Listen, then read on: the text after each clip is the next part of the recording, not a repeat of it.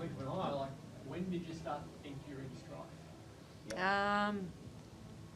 I don't know. I just think we lost our way in the last quarter. As soon as they went to their press and their zone, we lost patience, and and then we couldn't get stops. I mean, they had 13 points from the foul line in the last quarter, and we just weren't disciplined enough offensively, defensively, and we lost our way. So great for 3/4 of a game, but a team like that, it's like going to Townsville. Referees get involved, and you got to be 10, 15 points up on the road going in the last quarter. And they changed their defense, and we just lost our way in what we were doing. So what's the lesson that you reckon when the chaos happens and you feel like everyone's on top of you? How do you respond during a game when those things happen? What do you need to do? You need to be poised on the offensive end, and you need to be disciplined on the defensive end. You need to be solid. You need to be poised. You need to stay together. You need to regroup when those moments are had. And I had it written on the board that when they're making runs at us, stay together.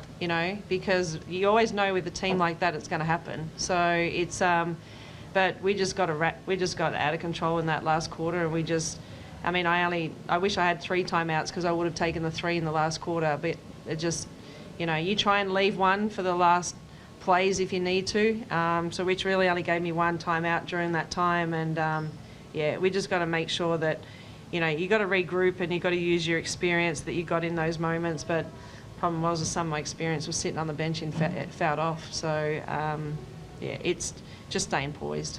Do you think that battle would be like, look, you lost 2 big games, fouling out as the game was still alive. Like the scoreboard said you could still win at that point. When players are getting it in their heads that it's world against me, do you think that contributed to it, watching them walk off and be out of the game? No, I don't think it does. I think it makes a big difference when you don't have your experience on the floor. But I think in the end, how many people did we have foul off? We had 3 people foul off, and they're probably our 3 most important people. Like it's. But like I said, even in those moments, like it's a matter of staying poised and just getting the job done and just locking down and digging deep in those moments and just being more patient on the offensive end. And we just shot way too many 3s today.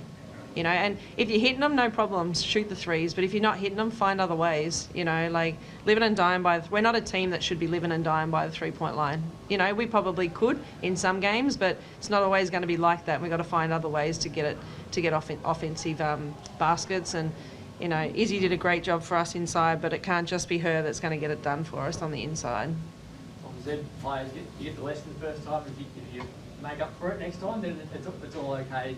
You sit here right now thinking we have to make sure this sort of thing doesn't happen. Yeah, well, I think we have to definitely bounce back. Every game matters. That hurts. That game that I think we played 3 great quarters, but we have to take the positives out of that as well, and take what we did in those 3 quarters and put it into the next game, and then add maybe a bit more zone and patience into that, and we should be okay. But yeah, it's hopefully positive going forward. You automatically think coming on the road is hard, winning on the road is hard. That was an opportunity which later on in the season would now cost you. Is that sort of sitting in the back of your head already, thinking what that could do later on in the year? No, I think we're a team that will put that behind us and move forward and take each game as we go. I think we are going to focus on what's next in front of us and not focus on the past. Do you feel like you're in total control for their portion of the game, despite what the scoreboard was saying was a bit closer in the first half? Felt like that. Yeah, but we knew going to this game, a team like this, they can make a run at you any time, so you're never safe against Perth. Against any team in the league, but especially Perth, they can score so quickly, and like they did today, I don't think we ever felt or should have felt safe out there until the final buzzer went off, so that's definitely a lesson learned.